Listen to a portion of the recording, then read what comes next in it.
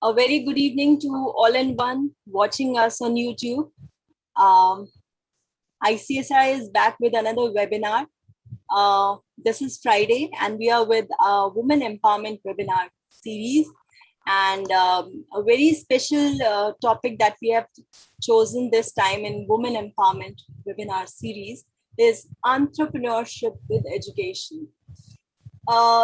In today's scenario, education with a combination of skills and entrepreneurship is very, very important and a key focus for all the youth, for all the educators and all the stakeholders which are being associated with education ecosystem. So this particular topic, to present this particular topic and to discuss key factors from a practical ground, we have two eminent guest speaker today with us, direct from Northeast India. We are fortunate enough that we have received two beautiful souls, two beautiful ladies from Northeast India. One is representing the education sector. She's a lecturer, and one is representing the entrepreneurship sector. And both of them belongs to Northeast. So let's begin. But before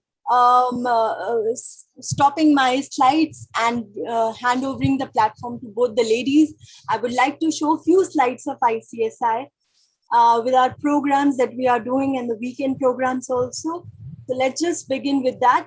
And you are watching our 1290th webinar today. So welcome all once again. And as you all know, that ICSI is a link of more than 31 million overseas Indian, and collectively we are in this pledge and we are working towards making education relevant 24/7, 365 days a year, Monday to Sunday. So you all are welcome in this initiative of ICSI. Please contribute towards it and please make your this entire universe, this entire earth, a better place to live for all of us. And we have dedicated 2021 this year for teachers and youth empowerment. And we believe, because ICSI is International Chamber for Service Industry, and we believe that each and every component of service industry, it has the capability, it has the vision, it has that strength to contribute towards Atmanirbhar Bharat.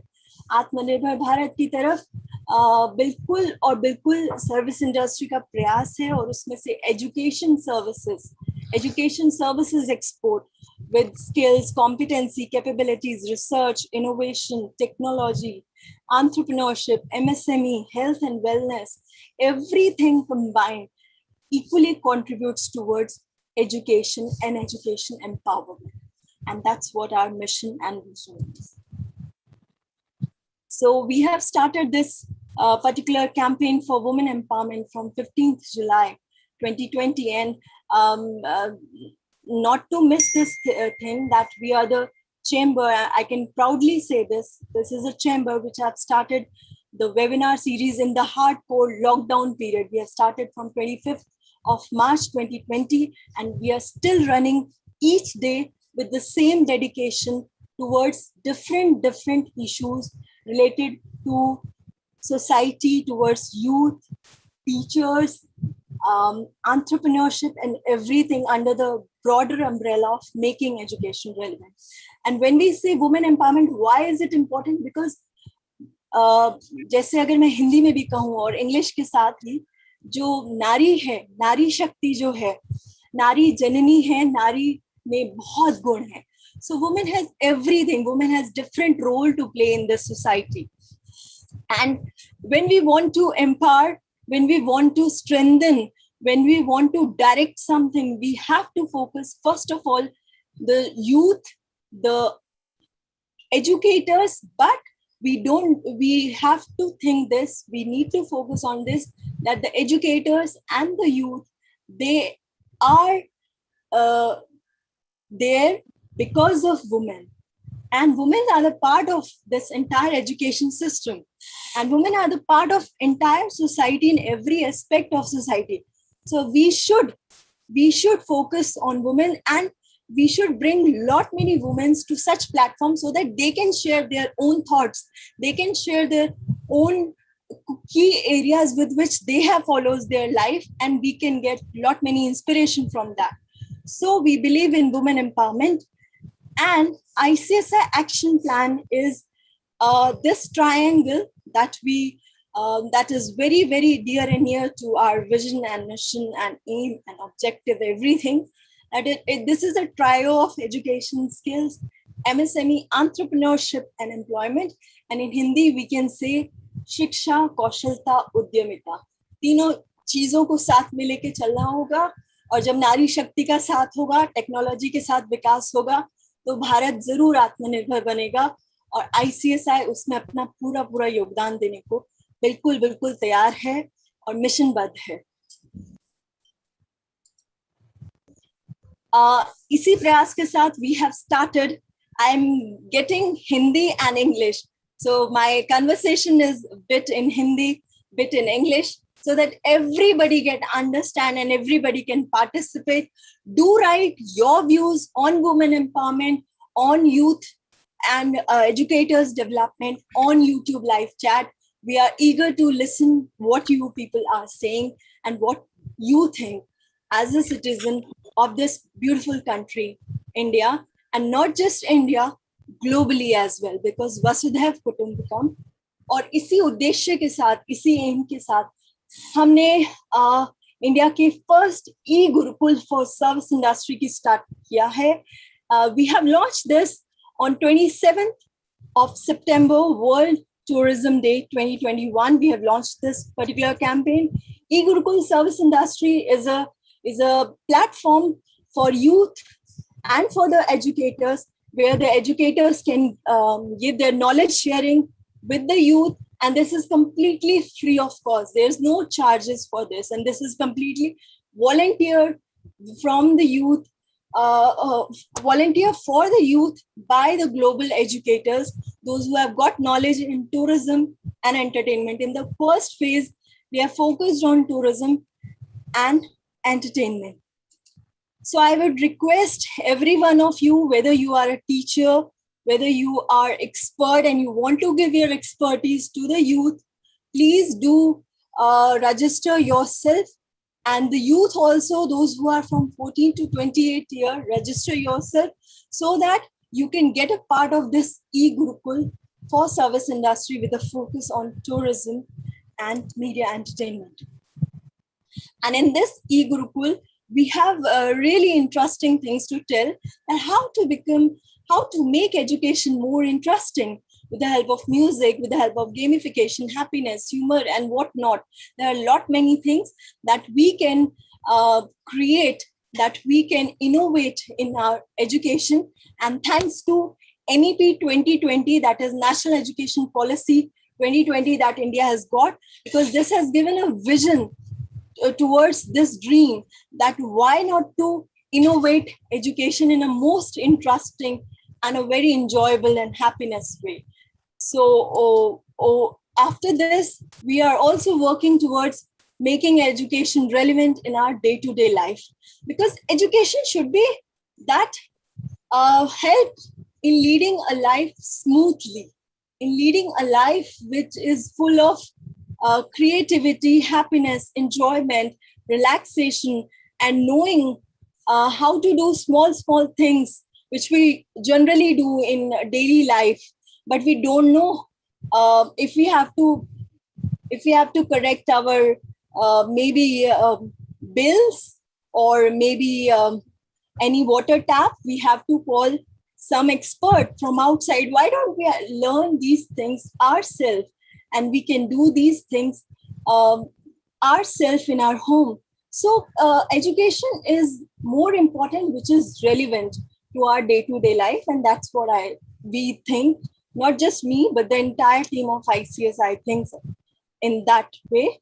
And B2B for us is making harmony with nature, back to basics, no price tag to mental happiness. This is what our key mantra is. I would like to tell that because, as I told in my previous slides, that our webinar are from Monday to Sunday, and we are continuously doing many variety of webinars. So our weekends are specifically much flavored, I would say. So on Saturday, we have our very desirable, I would say, webinar, which is Ayurveda for Global Wellness. And tomorrow you will you can watch it live on YouTube at 7 p.m. And after that, tomorrow we'll again take you to Northeast India Educators Forum, Focused Youth Empowerment. And we'll have with us Mr. Tyrone D. Brass, and with him, Mr. Sampat Kumar, IAS, Principal Secretary, Government of Meghalaya. There's a special program, and please do watch both the programs for tomorrow. And you know where you have to join: gsmotivator YouTube channel. And this is our research till 10th of November, in which we saw that B2B जो हम कहते हैं कि business to business हुआ करता था, अब business to business बिल्कुल नहीं है. It is back to basics, and we have to look. When we say back to basics, means we have to get unite with our roots, with the nature, with the greenery, with the organic thing in our food, in our daily life, in our happiness, in holistically living. And also, if we have to unite, though pandemic is now getting over, or it is a part of our life living system, we have to adopt certain measures to overpower these things. And classes are now coming back, schools are coming back. So whatever way we are learning things, we should not forget that we have to live in harmony with nature, because we have seen that if we forget nature, what will be the repercussions? What will be the effect? So please, please, please do take care of your surroundings, of your nature, and just love your nature, love your surroundings, all the animals, all the plants, and everyone. And I think womanhood also teach the same to us. So whatever human mind can conceive and believe can achieve. Let's come together for service industry empowerment, making education, skills, MSME, and tourism, along with the entire education system, education fraternity, relevant. So I would want to say that you are seeing on your screen the WhatsApp number and the email IDs. Do write to us your suggestions, your preference of webinars that you want to see, your topics that you want to have webinars on. I'll assure you we'll definitely bring those changes in our webinar, and we'll definitely include those topics in our webinar according to your suggestions, because we are eagerly waiting for your suggestions and your valuable inputs towards making education relevant. Do like, share, subscribe our channel, because जब आप ये करेंगे और साथ में bell icon press करेंगे तो आपको हमारे सारे वेबिनार्स की नोटिफिकेशन मिलती रहेगी. और उसी के साथ मुझे बहुत बहुत खुशी हो रही है. With all pleasures and happiness, I want to welcome both the dignitaries, Dr. Alva B.Sangma. She's an entrepreneur, and Dr. Barbara S. Sangma. She's a lecturer, Don Bosco College, Tura, Meghalaya. And without wasting any more time, I'm just stopping share. And here's my dignitaries, my ladies, both the ma'ams. Welcome, ma'am, and a very, very good evening. Good evening. So we'll have Dr. Barbara first, because as I say that it's a combination, this webinar is a combination of education and entrepreneurship. So first, education should come first, and let's hear this lady, Dr. Barbara, ma'am, and let's hear her introduction part and her experience as a lecturer, as a woman. And ma'am, aap apna experience, please share your experience with us, that what have you gone through and how you look at education, and especially when we say towards women empowerment and women education. So we want to hear from you, ma'am. Shall I start then? Sure, ma'am. And before that, we would also like to have a brief introduction. If you can introduce yourself in your own views, we'll be happy to hear. Okay, yeah. Namaste and a very good evening to one and all. I'm very happy the way Dr. Chitra Kapoor had started the program. And I'm already feeling so good because some of the things that I have already taught in my mind, especially the Gurukul system, has already been outlined. But I have my own thoughts and ideas I would like to share. I'm Dr. Barbara S. Sangma. I am an associate professor in the Department of English at Don Bosco College, Tura, Meghalaya. I'm very proud to say that I belong to a matrilineal society, which is a unique system in the world. And the state of Meghalaya is a home to three of the, I think, greatest surviving matrilineal societies in the world. They are Garos, that is my tribe, Khasis and Jaintias. I'm a very passionate teacher, and I am raising a family. I have 3 kids, and I enjoy that too. I love reading. I love traveling. I do dabble with a little bit of poetry, although I cannot call myself an established poet as yet. My dream job, of course, I'm doing my dream job. I'm a teacher, and I feel this is the most satisfying job in the world, not only in terms of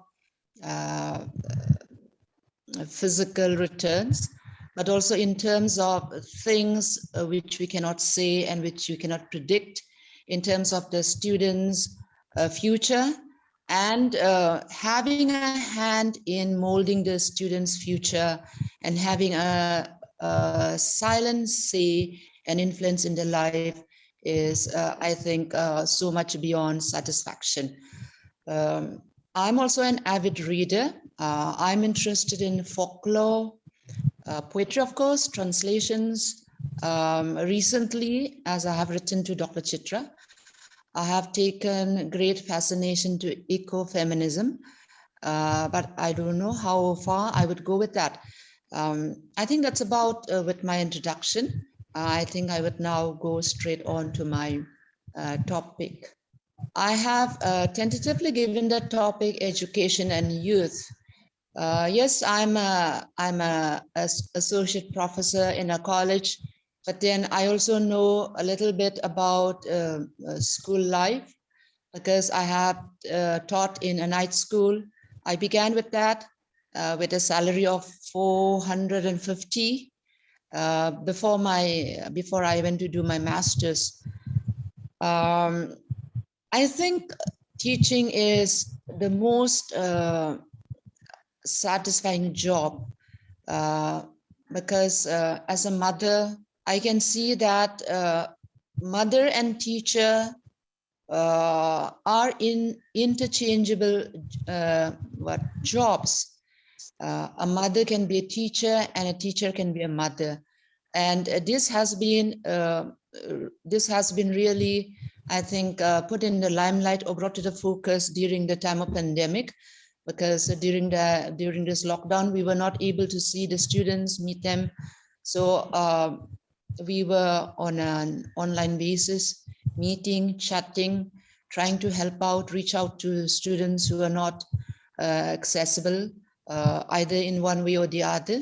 And I think teachers have really come out of themselves and tried their best to be mothers as well as teachers. And even in offline time, teachers are also like second mothers. I think I remember my own student time when I used to approach my teachers, and I have received adequate and appropriate responses, and they have been really influential in what I am today. So with this, I will go to my topic. Education and youth, it's really a vast topic.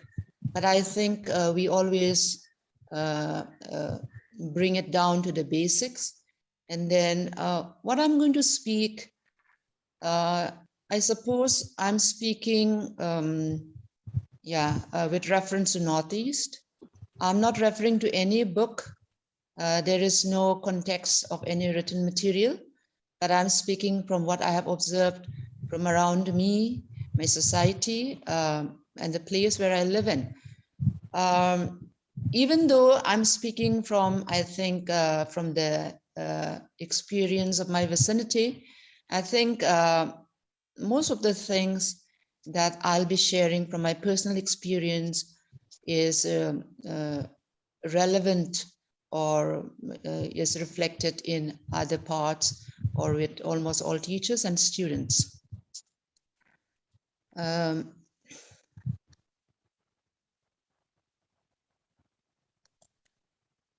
Now we are talking about education, and then of course I'm not referring to any written material, but then I can't help remembering some of the definitions given by educationists.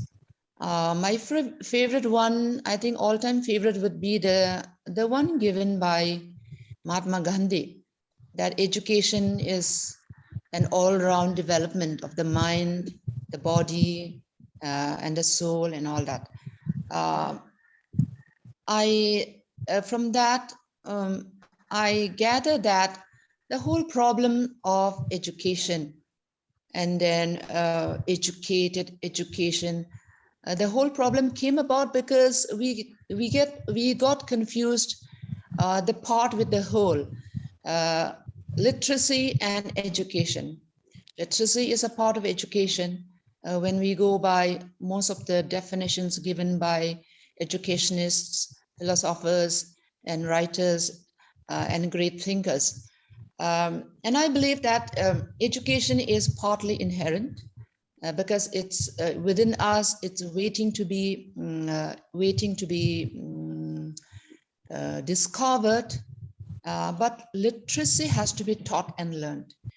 Even though literacy is only a part of education, it has to be taught and has to be learned. When we come to Northeast, education has got a lot to do with colonial rule, because with the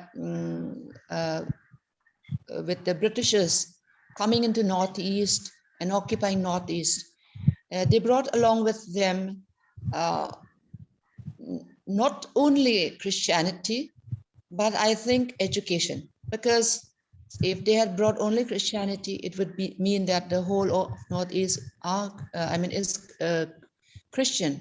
But they have brought education, and they gave education to so many tribes, beginning with the scripts. The tribes of Meghalaya, that is the Khasi, Jaintias, and Garos. Of course, the Khasis and the Jaintias, they are clubbed. They are generally known as one. It was the Britishers who gave the Khasis and the Garos the scripts to begin with, and the Khasis and the Garos follow the Roman script, and with that began the literary education. But then now and again I may be referring to it as education, but I may mean only literary. But I think I will be able to clear this confusion as I go on. So it is no big surprise that the tribals in Northeast, or the tribals in my state in particular, are grateful to the British, because it is the British who had given them education. It may sound quite surprising, and I don't want to sound unpatriotic. I'm grateful to my country, India, but I cannot forget that it is the British who had given us our script and taught us, the literal, the ABC, beginning from that, and thus started our education. But then again, in the process of giving us education, the British have also destroyed some elements of our cultures. And then from then, it was our responsibility to have resurrected or given a resurgence to culture and preserved it. But somewhere along the way, much of the elements of culture and tradition were lost. Of course, the reverse action is going on nowadays. The educated people of our tribe, of our state, and maybe of our region are trying to bring back the lost traditions and elements of culture. So I think this is what education has done us. In the beginning, we lost some of the elements of a culture. Then once we are truly educated, we go back. I think we go back to the origin. We go back to the roots. We all know that Northeast is remote, and that is both physically and metaphorically. And I think Northeast, more than any other parts of India, it has got a long border, longest border with foreign countries, Bangladesh, Burma, and China. So that way, Northeast is close to the other countries.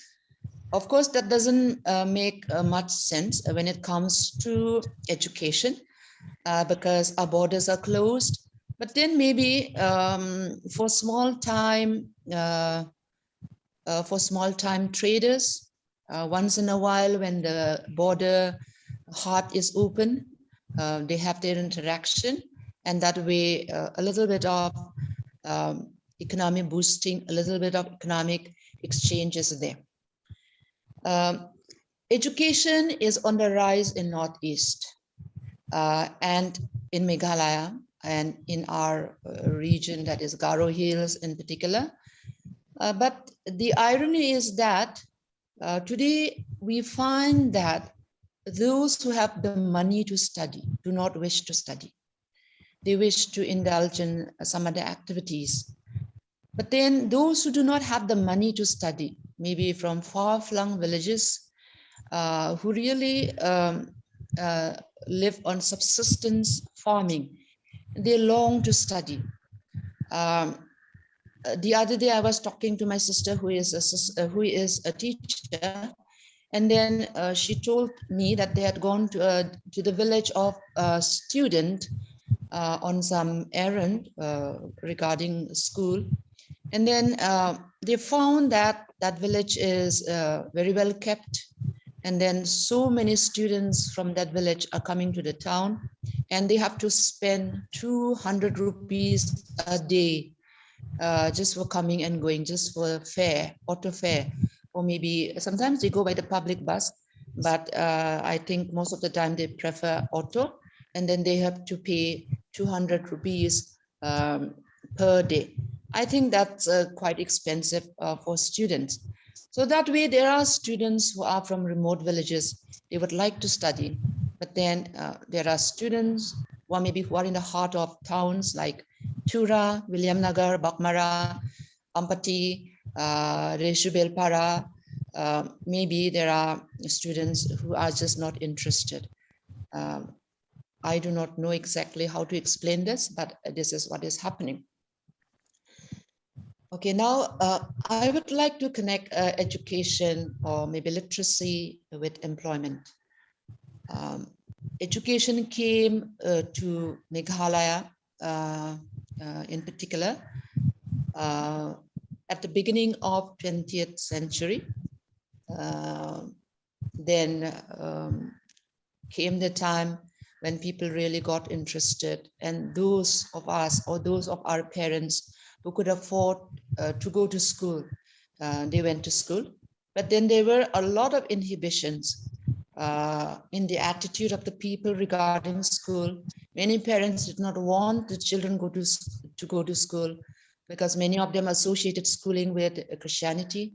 And many parents thought that going to school was a waste of time, as children who went to school got lazy and did not want to go to work. Then came a time when the first generation of schoolgoers and those who succeeded, they got employed, and the going looked good, and the going looked great as far as education is concerned. But maybe this is only the second generation of education in the real sense in our state and in many parts of Northeast also, I believe. But it seems like we have already reached a saturation point when education is concerned. People are already struggling to get jobs, and there's a lot of competition everywhere. We look around and we find a lot of unemployment because I think we are also going through a transitional period where we have not as yet evolved into a truly educated or truly literate and educated society. We are like sitting on the fence. We want to get to the other side, but at the same time, one part of us is being pulled back because of so many factors. So there is a lot of unemployment. One reason is because our young people who are graduates and postgraduates, they are looking for white collar jobs. And then what I learned in the economics subject, that is disguise employment or disguise unemployment, I can see it today. That is, there is maybe work for one person, but that small work is being shared by maybe more than 5 persons. It is not only in service sectors or in government sectors, but we see it even in fields where a small plot of land is shared by a number of people. A small bit of work which can be done by one person is being shared by so many. Is it because work is running short? Is it because of a shortage of employment? Actually, when we think about employment as work and work only, without attaching it to maybe remuneration or salary, work abounds. So much of work is there to be done. But then when we look at the kind of education that we are receiving, we find that we are being trained, or our children are being trained for wrong jobs. There is only literate literary education, sorry. And at the time of leaving the college and when they want to get employment, they find that they are not suited for any job. I remember reading a play by George Bernard Shaw. It is made into a movie also, My Fair Lady. The play is Pygmalion. We have the girl Eliza. She was a flower girl. And then a professor of phonetics picks her up. And she hones her skill of speaking and trains her so well that she ended up speaking like a duchess. But then she has learned to speak so well that, she ends up being nowhere. And then the girl becomes so frustrated and complained to her mentor that she had best been left alone. She complained as to why she was picked up only to be left in the lurch. And I think that is the problem we're having today. Teachers can only take the students to a certain stage. After that, we teachers, I included, leave them somewhere in the threshold where the students are supposed to find their own way. Some may find their own way because maybe the kind of education that they received in the college or in the university is suited to the kind of job that they have in mind. Maybe a student who had done B.Ed will certainly go for teaching, or a person like me who had done post-graduation in English literature will find a job as a teacher. But then education does not cater to all the requirements. The requirement may be one, and then the person may be prepared for the 2 or the 3 or the 4 kind of jobs.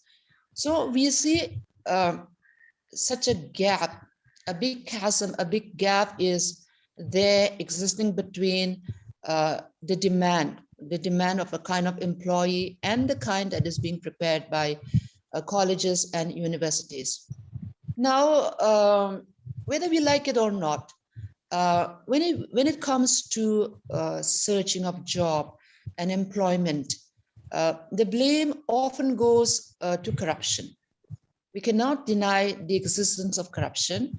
I hope nobody is going to ask me about, for evidence, because I would not be able to give that, because we know that corruption is there, but then we cannot give empirical evidence just like that.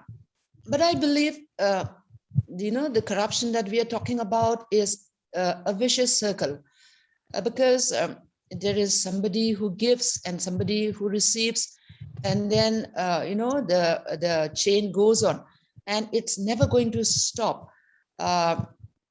because need is on the rise, and there are people who are eager to get employed at all cost, or people who want to get richer and more powerful at all costs. So there is always that give and take, and the vicious circle is going on. And in the process, there are people who might justly merit the job. They are being put on the altar of sacrifice. But I am fully confident that honesty is still around. I had sat for Meghalaya Civil Service, and I got through the interview.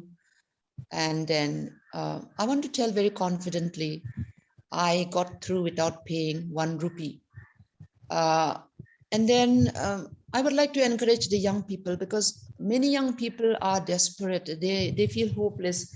They are in despair, saying that in this day and age, no job can be found, no job can be procured, that they will not be employed unless they pay somebody something, unless they have somebody in that upper level to help them to pull the string. But I don't know if that is 100% true, because honesty is still around. I like the saying of Carlyle. I have quoted this a number of times, and I would like to quote this again. Thomas Carlyle made this, said this, and I quote him: "Make yourself an honest man, and you can be sure there is one rascal less in the world." It speaks about an individual, a personal integrity. And I think if each one makes sure about that personal individual integrity, I think the world will be taken care of. I believe honesty, like charity, begins at home. It begins with self. I'm not saying that I am full of integrity, that I'm full of honesty, that I'm the icon for that. But I'm just sharing my experience that I have found in my experience that one need not pay in order to get a job, even the so-called highest civil service of the state. And I think if we go on digging, we will find that if young people with real solid basic literary education, and along with all the values instilled by home, by family, and the society, prepare themselves well, that and prepare themselves in such a way that no interview panel can refuse them, I think that will set a precedence. That will set a precedence. Of course, I did not stay in the civil service because I found that is not my calling. But then it doesn't mean that, I will turn back and say that corruption is everywhere. No, I will not say that. I will not say that because I have found that we can still be honest. We can still get job without paying, but we must prepare ourselves. I think being prepared is the motto of Scouts and Guides. I think it will not be out of place for each youth to take that as a motto for oneself. Be prepared at all times. Be prepared for any eventuality. Be prepared for interview. Be prepared for life. Be prepared. Be prepared to be picked up. The education that we are looking at, I think, should help us to excel what we are good at and earn a livelihood from it. I think the gap between education and employment is on the rise, or it's deepening, because people look for jobs or employment that they are not prepared for, that they have not trained themselves for, or that they are not good at.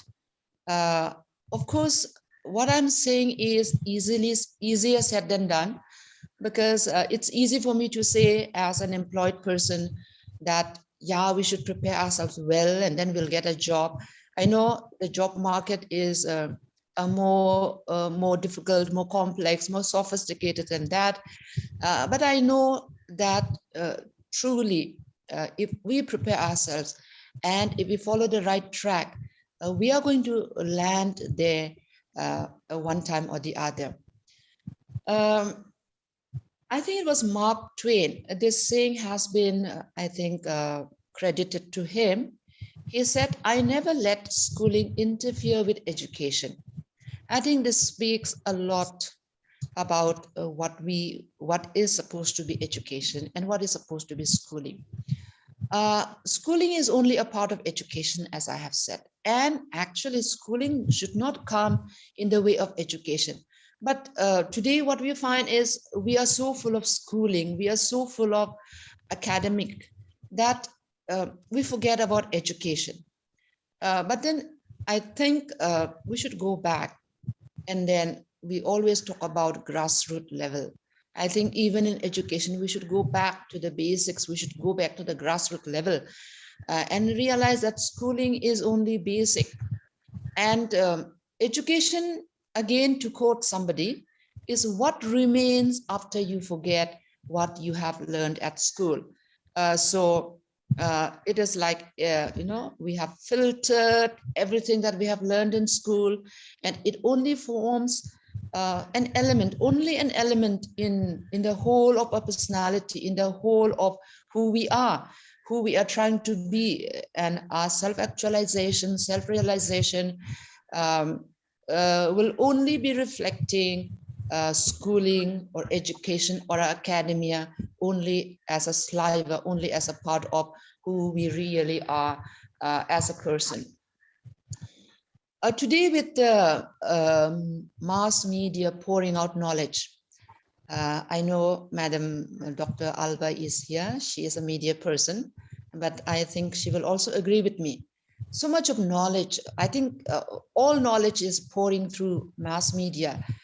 I wonder whether we need the kind of education, or the kind of, not education, the kind of teaching, the kind of knowledge do we still need to give to the students?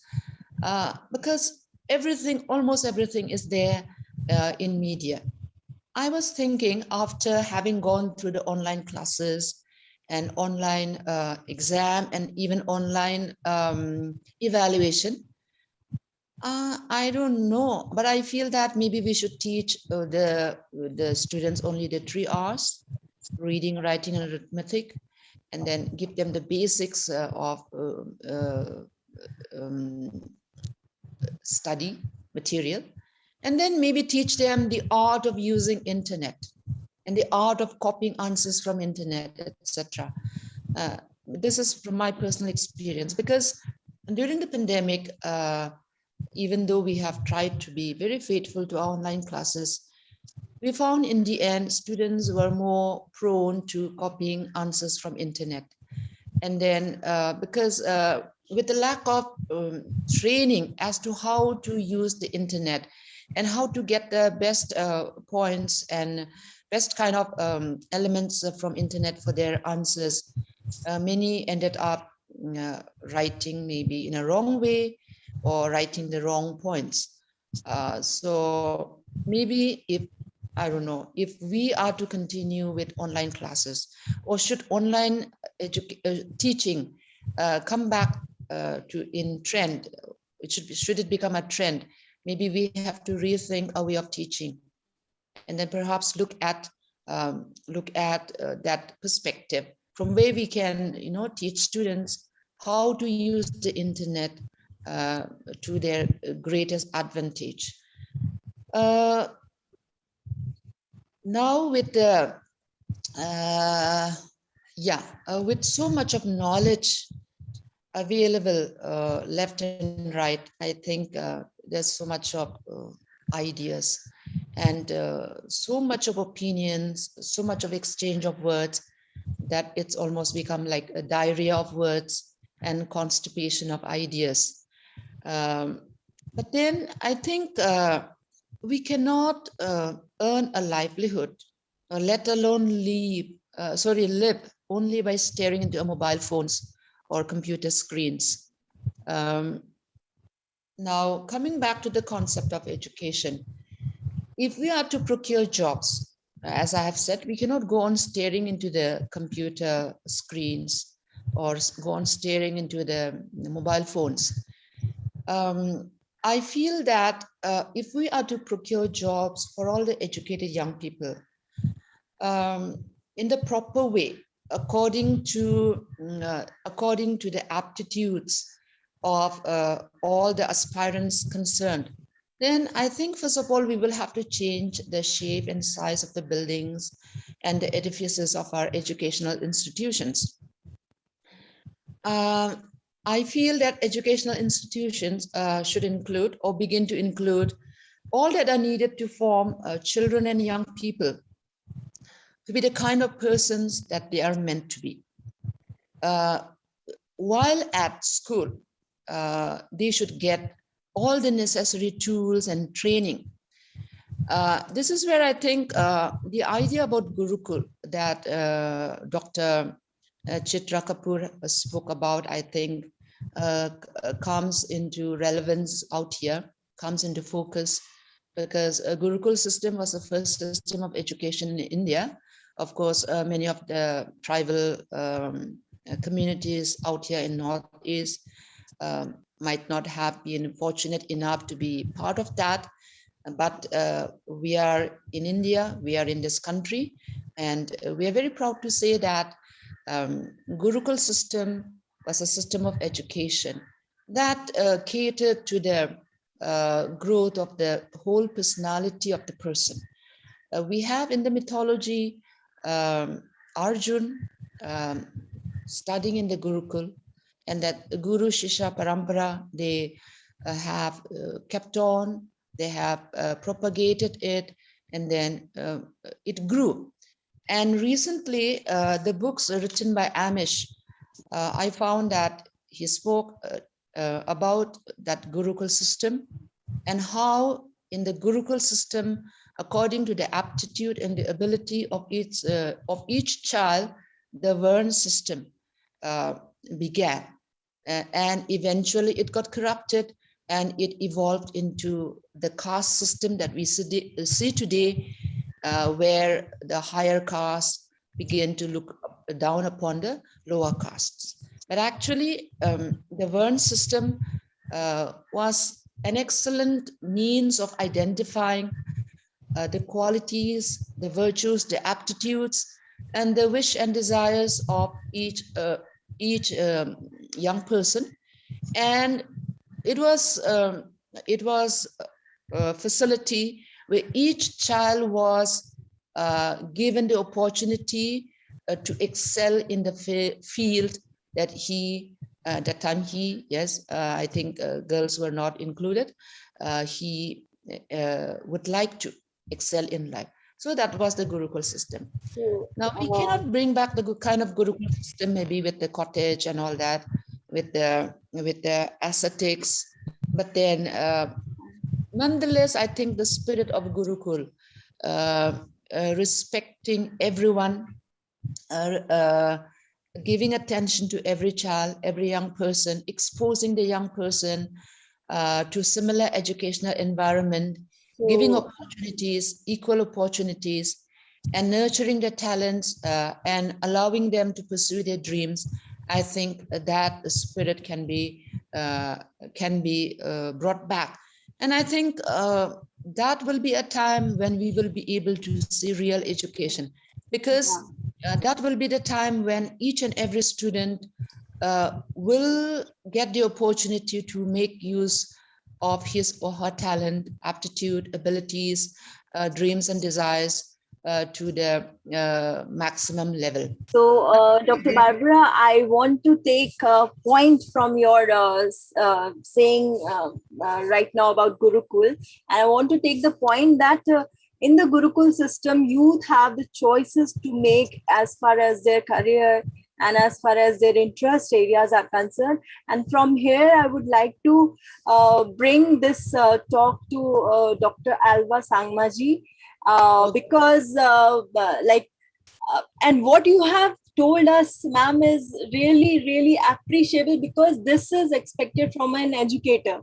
You have covered in your entire conversation with us and in the entire thing that you have told, and in a very smooth manner, you have covered each and everything, starting from the very basic education, going towards education, to employment, and from there you touched Gurukul, and with that entrepreneurship also. And now, since you have reached on entrepreneurship topic, so we would like to bring in the front Dr. Alva, and want to hear from her also. And I'll do get back to you, Dr. Barbara, ma'am, because I have noted few points, few questions for you, which we would like to mention after Dr. Alva give her experience with us, and we want to listen what you want to say about those questions.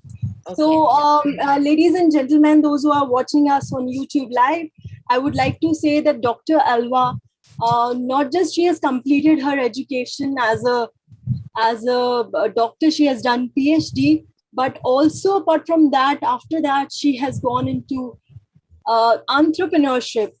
And I would like to tell all of you that she is not just entrepreneur for one venture. She has lot many ventures with her that she has started.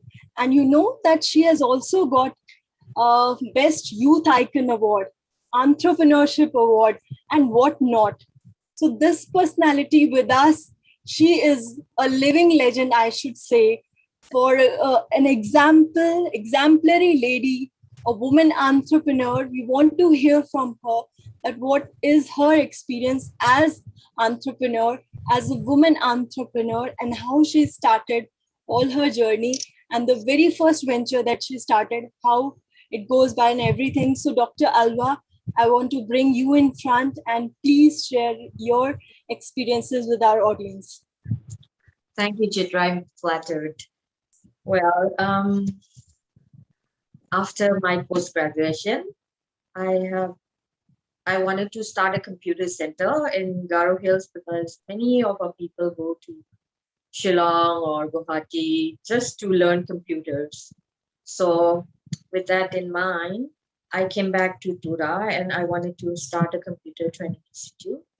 And with no money in my pocket, I only have dreams. So I approached a bank, but they were not willing to finance because it's not a industry. They say it's only a service industry. So they asked me I wanted to give computer education to other schools. So they asked me to get the agreements done with the schools. So I got the agreements done with 3 schools.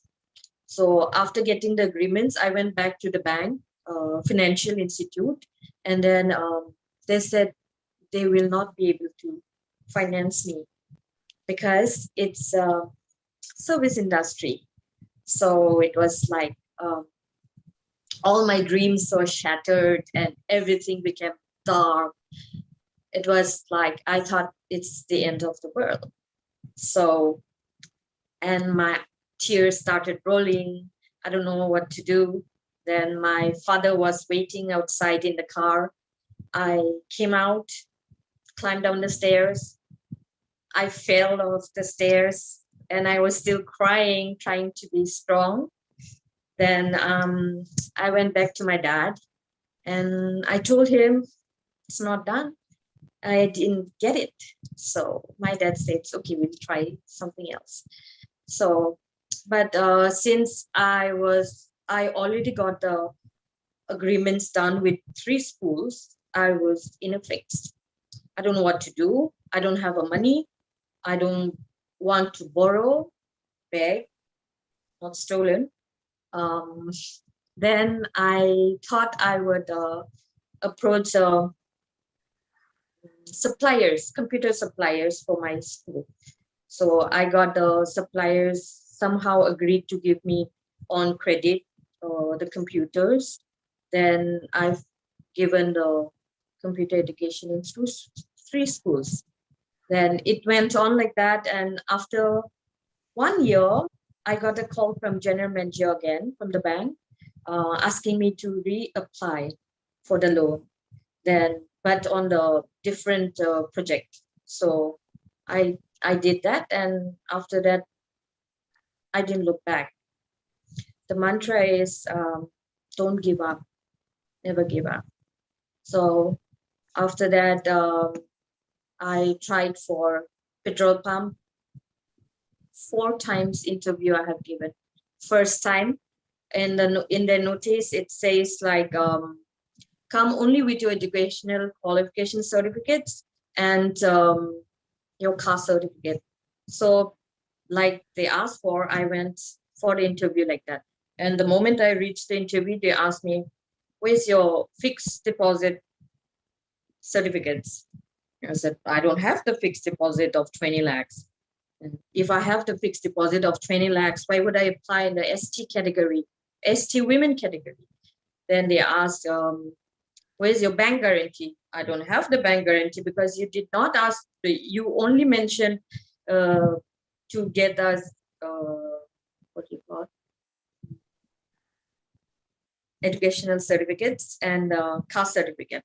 So I knew I was going to get rejected. So first time was that. And the second time was also rejected. Third time. And everybody, by that time, everybody was laughing at me and saying like, maybe you should start writing a book on how to apply for a petrol pump interview. All those things I got. But I didn't give up. I learned from every mistake I made. And then, and the 4th interview was like, I got selected for petrol pumping. And then after that, it's always a struggle for me. It's being a women entrepreneur. It's you have to be a rhino skinned. People will mudsling you, call you names, character assassinate you. Well, you need to bear all those, but never stop focusing where you're going. That's basically what I do. I don't care what other thing of me is none of my business. So that keeps me going. So it's always a struggle, Chitra. So, ma'am, is this your self-motivation to go ahead, or somebody else have motivated, any external motivation? Who is the motivation behind your success? I would not call myself a successful as yet. I'm still struggling. But the independence which my parents taught us to be one. They always taught us to be independent. And the education makes me feel confident. Why I've taken up Ph.D. even after I became an entrepreneur. because I wanted to write GR in front because I feel confident. Yeah, confidence is right, ma'am. Yeah. But Okay, so yeah, please go ahead, ma'am. Sorry, please go ahead. yeah, I've chosen entrepreneurship because I want to be one. It's not by chance. Chitra? Okay, so right now, how many ventures are you holding, ma'am? Like how many entrepreneur ventures are there with you that you are looking after? At present, At I'm still present. running a computer institute, but the business is like it's not like before. Before we used to have like 7 in the morning to 7 in the evening, but now it's like very less. So after computer institute, I have a newspaper, but during pandemic we had it's not on circulation, so I'm contemplating on the idea of starting a going digital. Okay. Besides that, I have a karaoke lounge. It's called Quick Bites Karaoke Lounge. It brings positivity of the people. And I run a small Bliss homestay and Bliss service apartment that's in Ampati. It's in Southwest Garo Hills district. Okay, and before moving ahead, I have an announcement for all the viewers, those who are watching us on YouTube Live, youth and the educators, everyone, those who are there. It's a small announcement that please do give us your valuable views, share your views, and today there's a special prize, like 2 best views this evening. They'll be getting 500 rupees each, and this is a surprise award also. So we would like to have best views, and then we'll choose among them and we'll give prize. And I would request my speakers also to help me in that, selecting best views on the YouTube live channel. So with that, ma'am, I would also like to ask you that how many member team you are taking care or you are leading right now? You're asking me? Yes. Dr. Alva, we are back with you. 1, 2, 3, 5, 6, 7, 12 at the moment. Right. So what are the challenges with that, ma'am? Or it's a very beautiful bond with each other, and how you are taking care of them? And what do you think that what is the key factor to take care of a team or being the leader of a team? We work as a team, not as a boss. So it's always good to work together and listen to their view. Okay, so taking care with each other and taking all of them with you, that is the key factor. Yeah. There's no back, there's no high speed or in low speed, equal opportunity and equally going along with you. Is that so, ma'am? Yes. Yeah. Okay. So among all the ventures that you have started, which one is your favorite? Like it is asking that for a mother, who's your favorite baby? I know, but I want to ask, ma'am, that you have started so many things now.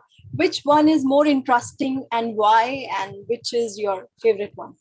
I would say Quick Bites Karaoke Lounge because when I was in journalism, I'm on sabbatical, by the way. So when I was in journalism, I have had lots of it. My life was full of negativity. It was too much going on in my head. So I thought like maybe I should start something which bring positivity to people. And most of our youths, they don't have a place to hang out. So I thought like maybe I should start a cafe with people of Northeast can sing and they love singing. So, and music brings positive vibe to the people. So I thought maybe I could start a karaoke lounge. And that's how it started. And I love doing it. Okay. It's really fun. And ma'am, we also know that you have written books also. So can you? Oh yes, We want to my listen. book is on the rites of passage on the Garo oral literature. That is the topic of my research. That is the Okay. topic of my research. And after my thesis is done, I have published a book. Okay, right. So how was the experience of writing book, and what you have gone through, and how the things have gone as an entrepreneur? What do you think that it has helped you in gaining more intellectual power towards leading Obviously, such? I have been writing when I was in my 12th standard. I Okay. started writing for Eastern Magazine. Hello. Yes, I am, ma'am. Please. Yeah, I started writing when I was on my 12th standard. So Yeah. writing is in my blood. Yeah. So from this conversation with Dr. Alva, ma'am, Dr. Barbara, I have a question for you, because Alva ma'am just told us that she started writing from the 12th class, so very young age. So what you have to say to, or you have your observation towards the youth and their interest areas, and how teachers, specifically the educators, can groom these things from the very beginning stage, not in the elementary schools, I must say, but in the higher education, how a teacher should identify that, an educator should identify that, and that should be imbibed in the students. What you have to say, ma'am, towards this? Oh, quite a lot, and not so much. I'm a teacher of literature, so in college we are members of either one or more than one committees, and then most often I fall in magazine committee, and then so we collect articles, and again editing is a lot, like it comes to us. But apart from that, I think the basic spotting of begins in the class, because sometimes we ask students to read out, we ask them to write essays. Sometimes essays are very, very revealing. We come to know about their lives also, and we get to see their writing skills. So it helps us to spot the talent and then help them. Then I'm also associated with Garo department, and a little bit with Garo Literature Society. So there also we have got annual events where writers come together, and I have seen so many young people who are good poets. Garos are, I think, specifically good in writing poetry. There are so many poets who are really good in writing. So that way, Even you are a poetess. Even you are also yeah, a I get to poetess. see and I get to enjoy. If we got a chance to listen to some of your poetry, it will be good for us. If you can just, Right. if you want. Otherwise, it's okay. We will have some other time also. Writing some other, because I don't have the book here with Definitely, me. It's in the no other room, worries, and ma'am. then Okay. So, what is the name of your book that you have written? my poetry collection is String in a Lute. String in a Lute. That's perfectly fine, and that's very nice. Yeah, it's been So, inspired by Rabindranath Tagore's poem. yeah, I'm going back to Dr. Alva. Thank you so much, I do have Barbara, ma'am. chapters in one or two books, but other than that, yeah. Yeah. So, Dr. Alva, I would like to ask you about your awards that you have received, especially the National Award for Outstanding Efforts in Entrepreneurship and Meghalaya Youth Icon Young Achievers Award. How that happened and what is the feeling? Of course, the feeling was great. And what do you have to say on that? I don't know if I would be deserving those awards, but just awards. So it makes me feel good, but I don't care for awards and as such. Mm-hmm. I work for myself. I work for my satisfaction. The reason why I chose entrepreneurship is because I want to sleep when I want to sleep. I want to travel when I want to travel. I can't imagine being working 10 to 5 job. So that's not me. So I am raised to be too independent and self-sufficient, and that's what I am. Yeah. Okay. Before ending this webinar, a combined question for both the ladies, both our dignitaries guests, that what you want to say to all the youth, all the young people, those who are watching this webinar, any tips or any suggestion that you want to give to empower themselves? So for the empowerment, because I am listening to you from the very beginning, and I'm really inspired with Dr. Barbara, ma'am, what she's told, and she has cleared her IAS and then she pursued what her sorry, ma'am. It's MCS, Meghalaya Civil Service, not Oh, IAS. Meghalaya Civil Services, yes, of course, but Civil Services exam, and she followed her heart, and she told her that she wants to become an educator and she wants to empower all the youth, and what she is doing exactly for herself also and for all the youth. And in the same manner, Dr. Alva ma'am has also told everything, and she's a great inspiration for all the youth. So a combined question to both of you, that what are your tips and what are your suggestions for all the youth to empower themselves and to do great things in their life? So first of all, from Dr. Barbara and then from Dr. Alva. Thank you, Chitra. I know that education is important. I know that literacy is important, but it will take for our region quite a long time, I think, for us to achieve 100% literacy and longer time to attain 100% education. So I just want to say to all the youth of Northeast, we all have our individual abilities and talents that God has given us. And we must believe in ourselves and go ahead and know and believe that one day we will achieve all. So thank you. Thank you, ma'am. Thank you so much. And Dr. Alva, from you. Yes. First of all, there's no shortcut to success. Share hard work, focus, and yes, ma'am. And I don't know what else.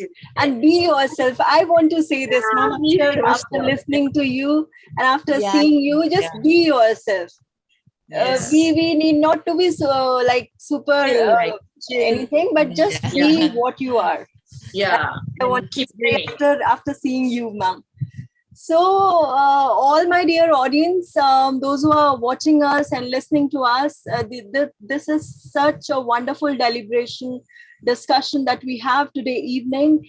And one thing I would like to say that ICSI strongly recommends that Northeast teachers can help rest of India and languages to promote national integration with language, culture, amalgamation, and that will take a long way. And for the youth, a very good suggestion has been given us by Dr. Alva B.Sangma ji and Dr. Barbara S. Sangma ji. And both of the all the views that we have got is wonderful. And I want that we should bring both the dignitary guests once again on maybe some long discussions, some long deliberations on the same topic, because to be very honest with you, I thought Dr. Barbara ma'am should have given more time. I was like, she continue with her speech, and she continue with her whatever she's telling us, and we continue listening to her. And same ways with Dr. Alva ma'am. So you both are wonderful, and I personally have learned so many things from both of you today, and I'm sure that my audience do feel the same after listening both of you. And we'll definitely meet once again, maybe later part of this year or maybe next year.